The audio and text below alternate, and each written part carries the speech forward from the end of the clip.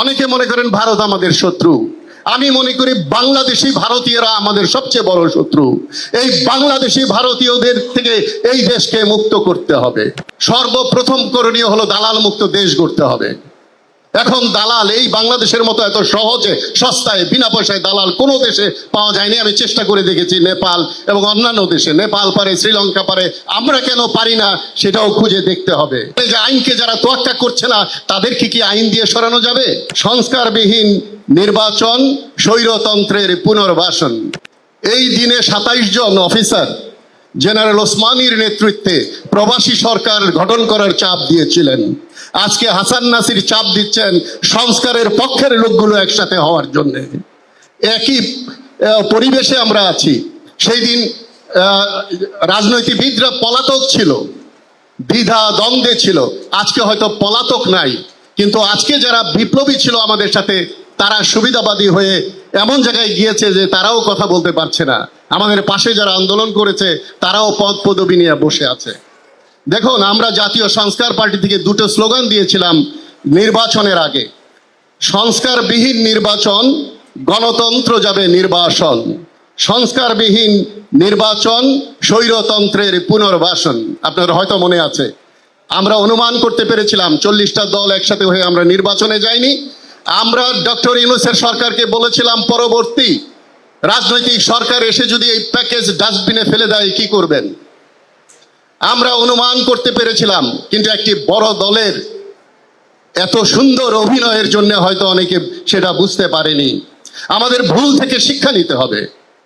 আমরা আমাদের এই অভ্যুত্থান একটা ভবনে, গণভবনে গিয়ে শেষ করেছি। এটা আরেকটা ভবন পর্যন্ত যাওয়া দরকার ছিল। তাহলে হয়তো আজকে আমাদের এত প্রশ্ন, এত আলোচনা, এত আইন কানুন দেখতে হতো না। সুতরাং পরবর্তী বিপ্লবে যেন কোনো ভবন বাকি না থাকে সেটা লক্ষ্য রাখতে হবে। আমি মনে করি এই মিষ্টি কথায় চিরা ভিজবে না। আজকে জনগণ, চায়ের দোকানে যে সাধারণ মানুষ বসে থাকে তারাও আইন পড়ে, তারাও আইন জানে, তারাও জানে যে আইনকে যারা তোয়াক্কা করছে না তাদেরকে কি আইন দিয়ে সরানো যাবে। সুতরাং আমাদের বুঝতে হবে যে অতিরিক্ত ভোট দেওয়াটাও একটা ভুল। আমরা পরবর্তীতে হয়তো এগুলো দেখব। আমি মিডিয়া এবং সশস্ত্র বাহিনীর ভূমিকার ব্যাপারে 2007-এ বলেছিলাম ফর্মুলা 1 বইয়ের মাধ্যমে যে তাদের সংস্কার দরকার।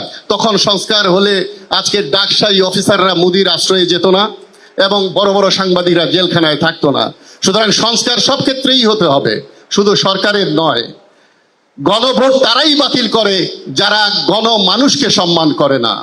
সুতরাং গণভোট যদি কেউ এটাকে হত্যা করতে চায় তাহলে বলবো তারা সুইসাইড করছেন। আমি খুব দ্রুত বলছি বলে পয়েন্ট শেষ করে দিচ্ছি। সংসদ এক সময় বলা হতো একটি বিশেষ প্রাণীর খোয়ার, এখন সেটা মিথ্যা আর প্রতারণার খোয়ারে পরিণত হয়েছে। সেটাকে মুক্ত করতে হবে আমাদেরকে। এখন করণীয়টা কি? সর্বপ্রথম করণীয় হলো দালাল মুক্ত দেশ গড়তে হবে। এখন দালাল এই বাংলাদেশের মতো এত সহজে সস্তায় বিনা পয়সায় দালাল কোনো দেশে পাওয়া যায়নি। আমি চেষ্টা করে দেখেছি নেপাল এবং অন্যান্য দেশে, নেপাল পারে, শ্রীলঙ্কা পারে, আমরা কেন পারি না সেটাও খুঁজে দেখতে হবে। অনেকে মনে করেন ভারত আমাদের শত্রু।